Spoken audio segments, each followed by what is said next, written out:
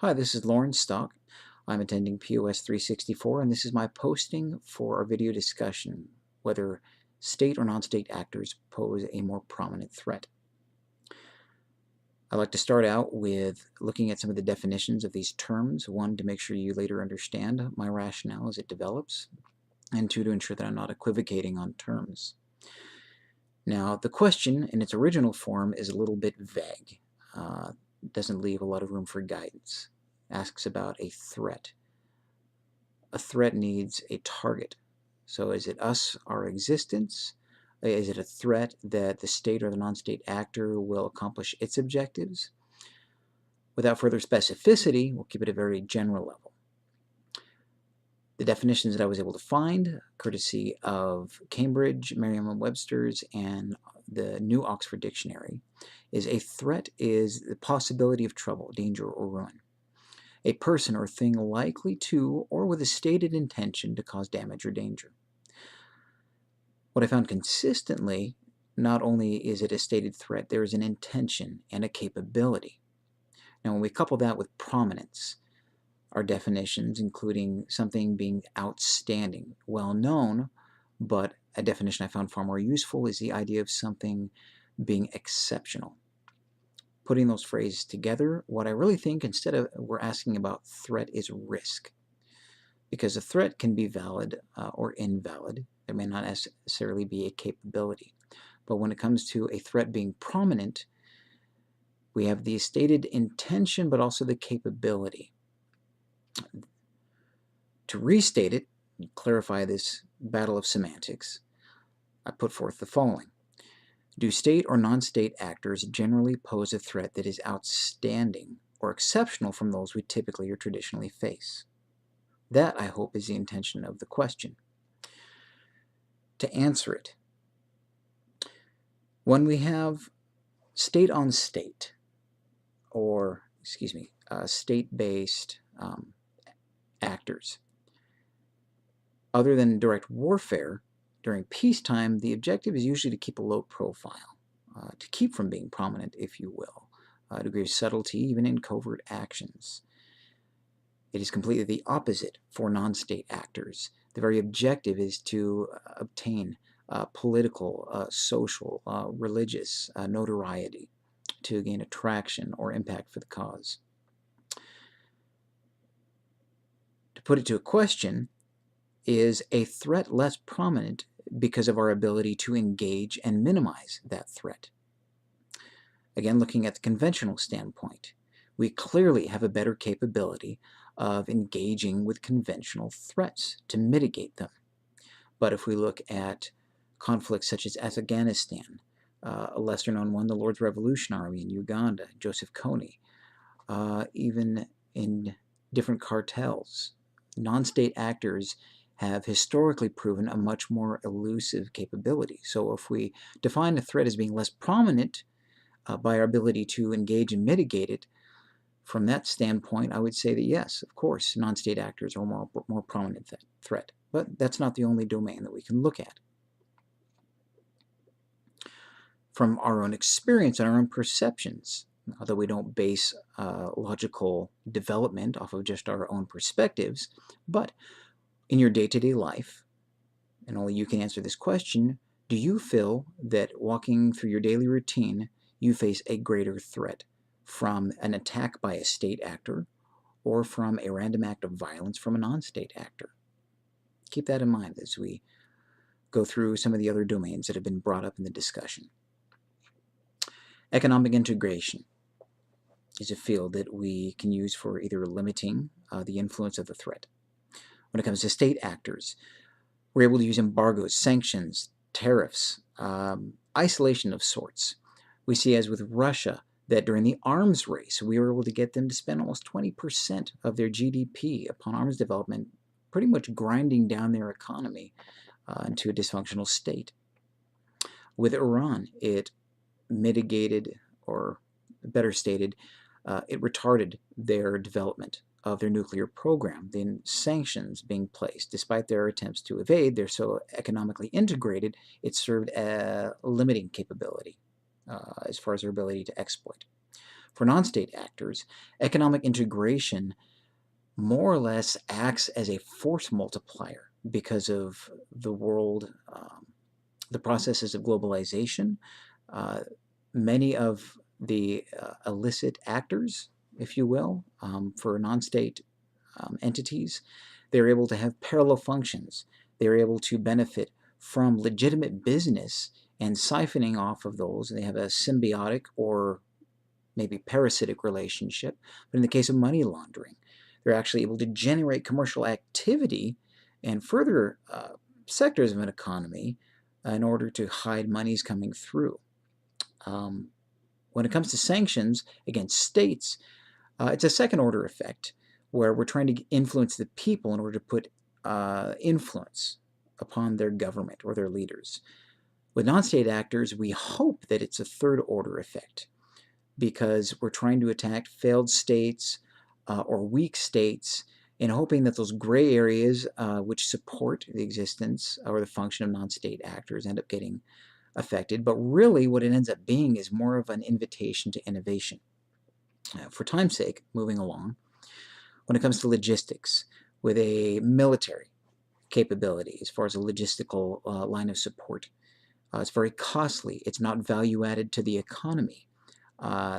You have to establish lines in the first place, vendors, the cost of sustaining it, of posturing. Again, we've already talked in detail about structure in national defense and national security, how time-consuming and how complicated and how many obstacles there can be in setting up and arranging structure to face operations. That happens nearly instantaneously with non-state actors.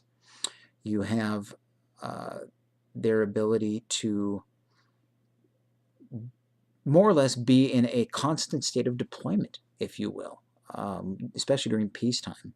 Wartime we've seen in Syria, quite a bit of fluidity and ability to move in and out past borders. But on to the next subject. Weapons. Weapons, I think, is probably the biggest argument that has been raised as far as, of course, the threat to our existence. You have nuclear capability that could wipe out cities, whereas, several thousands have been killed. But what we need to remember is that it's not just potential, but its likelihood of it being carried out. We already have remnants of the doctrine of mutually assured destruction that we discussed, and it has a limiting factor. The likelihood of a state engaging in unilateral nuclear war is quite low because of the threat, the counter threat that is posed by engaging that type of activity. On top of that, state actors can spend billions developing technology and millions to further purchase it and distribute it. Highly sophisticated weapon systems, satellites, missiles, fighters to maintain air superiority. But we know that from our study of irregular warfare that non-state actors are able to use very cheap and very crude means to neutralize the technological advantage. I can give an example, but for the interest of time, I'll move on. One area that I don't believe the weapons or the offensive capability is substantially in the favor of state actors is when it comes to cyber warfare or cyber actors. Yes, we've seen North Korea, Russia, China engage in pretty substantial acts. But for those of you that remember, there is the non-state actors group Anonymous. The most prominent example I can think of and could find in research was Turkey and Eritrea that were virtually brought to their knees. The digital infrastructure of the country as a whole was not able to function due to attacks, the mass flooding attacks from a non-state actor, Anonymous. Destructive capability. We talked about in Lowenthal's, the first two chapters of Lowenthal's intelligence book. We have the difference between a strategic surprise and a tactical surprise. Now, I don't think these necessarily measure up when it comes to the impact, because with conventional warfare, we're talking about material destruction. whereas with non-state actors, the goal is psychological, social, political. And so for destructive capability, yes, there is a threat to our existence. It would be more or less the end of the world as we know it for conventional actors. But the destructive capability for non-state actors in achieving their goal, psychological warfare, a psychological effect, they're able to achieve. It's the end of my world as I know it, the end of my way of life, of my sense of security, uh, uh, provokes social disintegration. Um, Another factor we haven't considered, or that's not looked at as much, is non-state warfare and the enduring nature of it in certain cases, where you have mass instability that takes place. The displacement of hundreds of thousands, if not millions, of people, especially if you look at African nations, as far as Somalia, Rwanda, Sudan, and even in Syria recently, a number of people that have been displaced. As far as a destructive capability that affects other nations even. Moving along, we have diplomacy. Someone brought up that we don't see the heads of non-state actors meeting together with the heads of state, and I believe the goal was try to assert there that they must not be as high a threat level if we don't see state actors meeting together with them. I think the opposite is true, because of the enduring nature of threats and because of stability is the reason that talks can take place. There's a certain predictability, an expectation of responsibility, of control. This does not exist necessarily with non-state actors.